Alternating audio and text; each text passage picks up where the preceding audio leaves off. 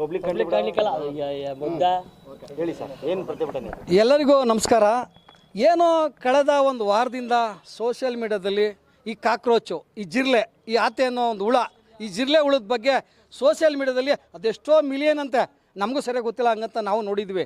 ಈ ಮಿಲಿಯನ್ ಗಟ್ಟಲೆ ಶೇರ್ ಮಾಡ್ಕೊಳ್ಳೋಂಥ ನಮ್ಮ ಭಾರತ ದೇಶದ ನಾಗರಿಕರಿಗೆ ಯಾವನೋ ಒಬ್ಬ ಯಾವುದೋ ಒಂದು ದೇಶದ ಮೂಲೆಯಲ್ಲಿ ಒಂದು ಕಂಪ್ಯೂಟರ್ ಮುಂದೆ ಆನ್ ಮಾಡ್ಕೊಂಡು ಕುಂತ್ಕೊಬಿಟ್ಟು ಈ ದೇಶನ ವಿಭಾಗ ಮಾಡುವ ರೀತಿಯಲ್ಲಿ, ಈ ದೇಶನ ಹಾಳು ಮಾಡುವ ರೀತಿಯಲ್ಲಿ ಇದು ಮಾಡ್ತಾ ಇದ್ದಾರೆ. ಎಷ್ಟು ಸರಿ?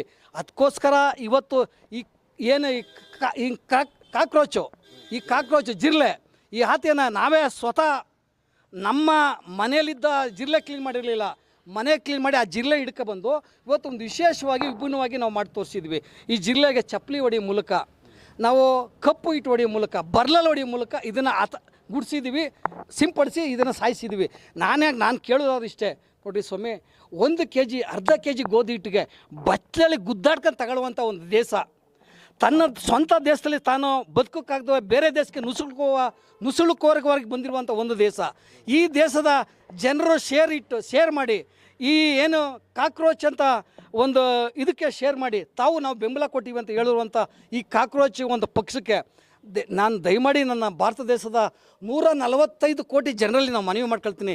ವಿದ್ಯಾರ್ಥಿಗಳಲ್ಲಿ, ಅಕ್ಕಂದಿರಲ್ಲಿ, ತಂಗಿರಂದಿರಲಿ, ಅಣ್ಣಂದಿರಲಿ, ತಮ್ಮಂದಿರಲ್ಲಿ, ಯುವತಿರಲ್ಲಿ ಕೈ ಜೋಡಿಸಿ ಪ್ರಾರ್ಥನೆ ಮಾಡ್ತೀನಿ. ಇದು ಯಾವುದೂ ಸಮರ್ಥಕವಲ್ಲ, ಸಾರ್ಥಕನೂ ಅಲ್ಲ. ನೋಡಿ, ಒಬ್ಬ ರೈತ, ನಾವು ಬೆಳೆ ಕಷ್ಟಪಟ್ಟು ಭೂಮಿ ತಾಯಲ್ಲಿ ಬೆಳೆ ಬೆಳೆದೇ ಅನ್ನ ಉಣ್ಣಬೇಕು. ಈ ಸಿಸ್ಟಮಲ್ಲಿ ಕಂಪ್ಯೂಟ್ರಲ್ಲಿ ಅಕ್ಕಿನ ತೆಗಿಯೋಕ್ಕಾಗಲ್ಲ, ಕಬ್ಬನ್ನ ತೆಗಿಯೋಕ್ಕಾಗಲ್ಲ, ರಾಗಿನ ನಾವು ಬೆಳ್ಕೊಳಕ್ಕಾಗಲ್ಲ. ಅದೇ ಥರ ಇದು ಬರೀ ಇದು ಕಂಪ್ಯೂಟ್ರ್ ಮಾತ್ರ, ಇದು ಕಾಕ್ರೋಚು ಇದು ಲೈಫಲ್ಲಿ ಮುಂದೆ ಬರೋಲ್ಲ.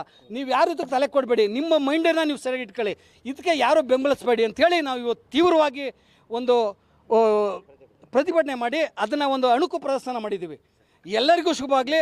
ನಮ್ಮ ದೇಶದ ಜನಕ್ಕೆ ಯಾರು ಇದ್ರ ಬಗ್ಗೆ ತಲೆ ಕೆಡಿಸ್ಕೊಳ್ಬೇಡಿ ಅಂಥೇಳಿ ನಾವು ಆಗ್ರಹ ಮಾಡ್ತಾಯಿದ್ವಿ, ಒಂದು ಮನವಿ ಮಾಡ್ಕೊಳ್ತಾ ಇದ್ವಿ. ಭಾರತ್ ಮಾತಾ ಕಿ ಜೈ. ಶಿವಕುಮಾರ್ ಆರಾಧ್ಯ, ಉಪ್ಪರ್ಕಳ್ಳಿ ಗ್ರಾಮ.